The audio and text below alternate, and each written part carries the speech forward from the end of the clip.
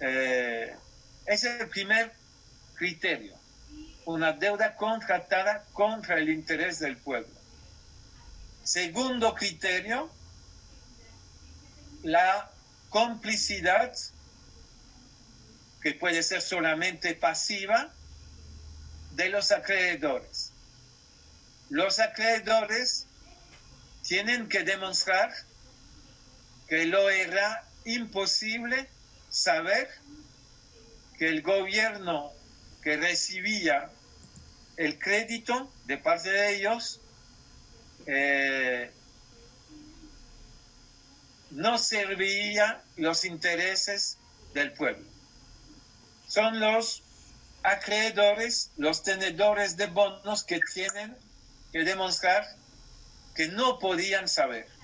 Eso viene de una jurisprudencia en el caso Costa Rica versus el Banco Real de Canadá en 1919-20.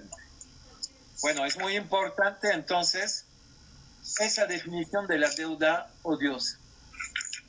Se puede hablar también de deuda ilegítima. Una deuda ilegítima tiene de alguna manera comparación con la deuda odiosa. La deuda ilegítima es una deuda contratada para favorecer el interés de una minoría privilegiada. Por ejemplo, una deuda contratada para favorecer el interés de banqueros, de bancos rescatados con el dinero público. O una deuda contratada para grandes proyectos de infraestructuras que no sirven en el interés del pueblo, que sirven en el interés de grandes empresas inmobiliarias o de fondos de inversiones. Bueno, una deuda, tercera categoría de deuda que puede ser declarada como nula, es una deuda ilegal. Una deuda ilegal es una deuda contratada sin respetar los elementos del derecho interno y del derecho internacional. Y entonces hay varios criterios para determinar que no se respetó, por ejemplo, las reglas para contratar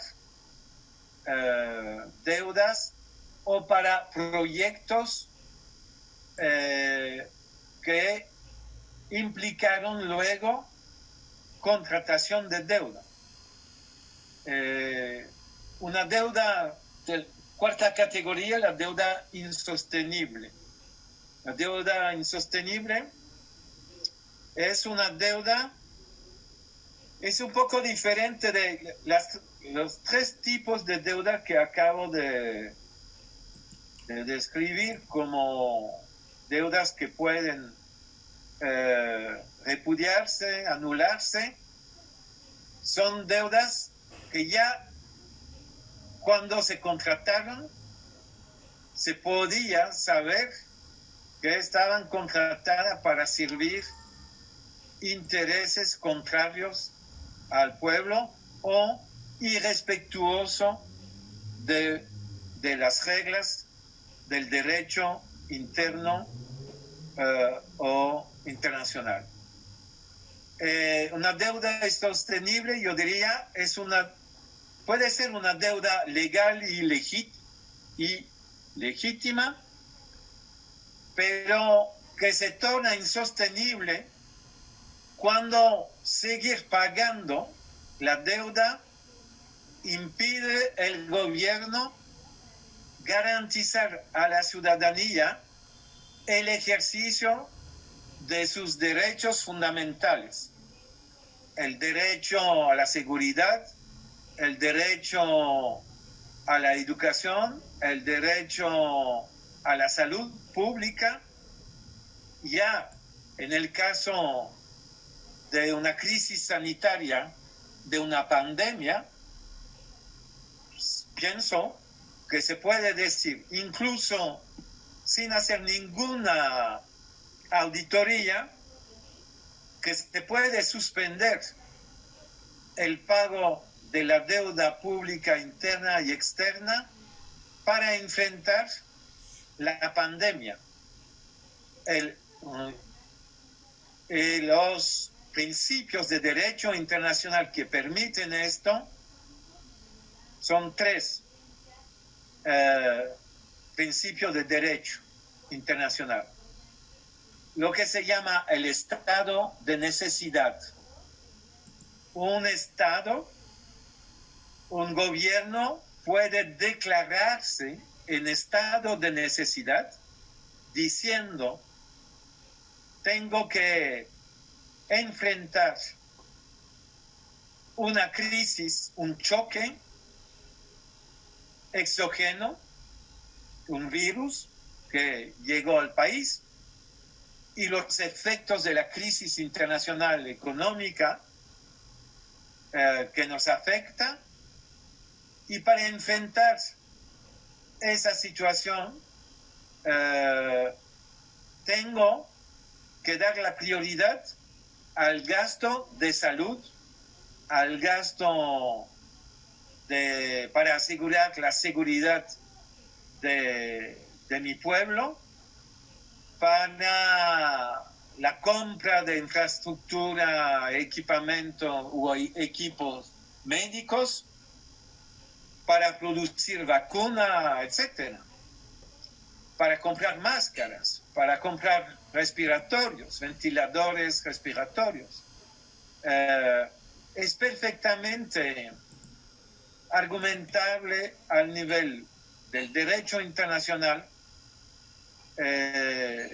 ese principio del estado de necesidad, que hace que se suspende la ejecución de las obligaciones internacionales contratadas por el país. Y los dos otros principios de derecho internacional que permiten una suspensión de pago,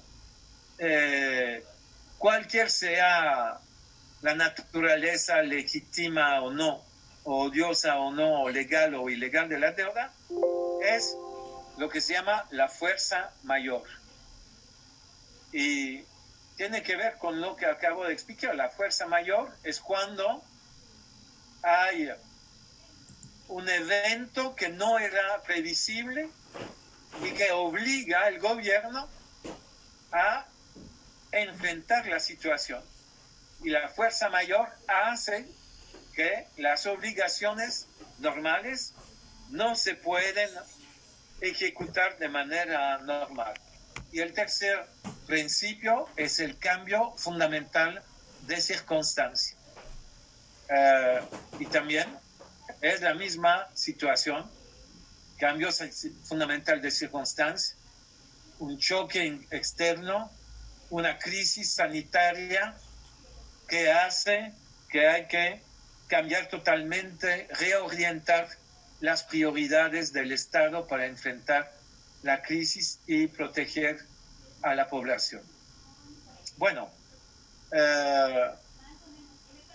entonces José me preguntaba sobre casos de renegociación, reestructuración de deuda. Yo he dado el ejemplo de México de los años 30, 40, pero puedo también mencionar mi participación a la auditoría de la deuda ecuatoriana en 2007-2008. Final del 2006, el joven presidente, el joven político Rafael Correa, tenía 43 años de edad, fue electo presidente del Ecuador y se había comprometido a 4 acciones prioritarias en su campaña electoral. Uno, se había comprometido a no firmar un TLC, un Tratado de Libre Comercio con Estados Unidos. Segundo, se había comprometido a terminar con el acuerdo militar con Estados Unidos para una base militar sobre la costa pacífica del Ecuador. Tercero, se había comprometido a convocar un referendo para convocar luego a una asamblea constituyente. Y cuarto, se había comprometido a encontrar una solución al tema de la deuda. Y concretó esos, cumplió con estos 4 compromisos. Y sobre el tema deuda, dentro del marco del cumplimiento, convocó a la creación de una comisión de auditoría integral de la deuda interna y externa. Es muy importante, porque yo veo que en el caso de México la deuda interna es más importante que la deuda externa. Y en Ecuador también la deuda interna era importante. Es fundamental auditar la deuda interna y externa. Lo llamó Comisión de Auditoría Integral. Es muy importante el término, el concepto integral, porque yo puedo mandarle el decreto presidencial. Es muy importante el decreto presidencial de creación de la comisión, porque muestra claramente que, según el decreto presidencial del Ecuador, una auditoría integral implica no solamente analizar los términos de los contratos de endeudamiento, ¿sí? Cómo se emitió tal bono, quién firmó el acto de emisión de los bonos, dónde se emitieron, Wall Street o Londres o otro lugar, a cuál tasa de interés, este tipo de cosas que hace parte de la auditoría. Pero la auditoría, según el decreto presidencial, era mucho más amplia. Consistía, por ejemplo, a auditar los efectos humanos y ambientales de tal o tal política. Por ejemplo, construcción de una gran represa. Estudiamos varias represas y no se trataba solamente de analizar la tasa de interés, quién firmó el contrato, etcétera, sino cuál fue el impacto sobre los pueblos indígenas de la región, si han sido desplazados o no, si se negoció con ellos compensaciones, si fueron consultados, si aceptaron la realización del proyecto. Yo estoy pensando, por ejemplo, en el tema del Tren Maya, en el caso de México. Una auditoría integral implicaría, si se genera nueva deuda para realizar el Tren Maya, la auditoría integral es calcular el impacto humano y ambiental de la construcción del Tren Maya. No es solamente la tasa de interés y quién contrató la deuda y quién recibió los pagos.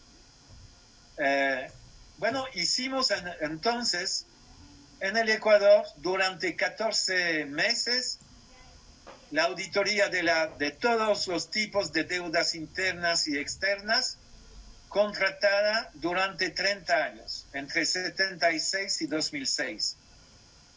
Y concluimos en un documento de 190 páginas que 85% de las deudas que habíamos analizado eran ilegítimas e ilegales. Y bajo el resultado de nuestra auditoría, el gobierno de Rafael Correa, en noviembre de 2008, decidió suspender el pago de la deuda comercial, el pago de las deudas en forma de bonos emitidos, vendidos en Wall Street, que se llamaba Bonos Global 2012 y Bonos Global 2030. Y se suspendió totalmente el pago. Rafael Correa dijo que suspendía el pago porque esos bonos se habían emitido de manera ilegal y ilegítima, y eso provocó, claro, protestas de los tenedores de bonos, pero provocó, es súper interesante de saber lo que está ocurriendo en una suspensión de pago. Los precios caen. Los que tienen los bonos intentan venderlos en el mercado secundario el más rápidamente posible para perder el menos posible. Entonces, bonos que valían 100 pierden hasta 80% de su valor y llegan al 20% en el mercado secundario. Y allí Ecuador empezó a recomprar los bonos de manera discreta a 20% del valor. Y después de 6 meses de suspensión total, hizo una oferta. Dijo que estaba dispuesto a comprar los bonos que ya no había comprado a un descuento de 70%, es decir, a 30% del valor. Y los tenedores de bonos tenían hasta el 9 de junio 2009 para vender sus bonos al Estado ecuatoriano. Y el Estado ecuatoriano había dicho a los tenedores de bonos: si no respetan la fecha límite del 9 de junio, los bonos no tendrán más ningún valor. No se va a renegociar, no se va a recomprar más. Lo recompramos a 30 centavos del dólar, con entonces 70% de descuento hasta el 9 de junio 2009. Y fue una victoria porque el Estado logró recomprar 91% de los bonos, ahorrando entre 80 y 70% del valor nominal de los bonos y ahorrando la tasa de interés que había que pagar hasta 2030. Y eso permitió disminuir el servicio de la deuda y aumentar los gastos en educación y en salud y en creación de empleos. Y se aumentó el salario mínimo legal de 100% en 5 años, en los 5 años de la presidencia, los 5 primeros años de la presidencia de Rafael Correa. Entonces, es un ejemplo muy interesante el ejemplo del Ecuador, que por supuesto no ha sido seguido luego para los otros gobiernos del Ecuador y actualmente por el gobierno del presidente Lenín Moreno, que es combatido por los pueblos indígenas del Ecuador, la CONAI, y por todas las fuerzas progresistas del Ecuador. Bueno, puedo concluir sobre este ejemplo del Ecuador, porque ya antes de llegar al ejemplo de Ecuador, le intenté demostrar que en las condiciones de la coyuntura actual internacional y de México, yo estoy convencido que se podría perfectamente suspender el pago de la deuda interna y externa. Bueno, muchas gracias por su atención.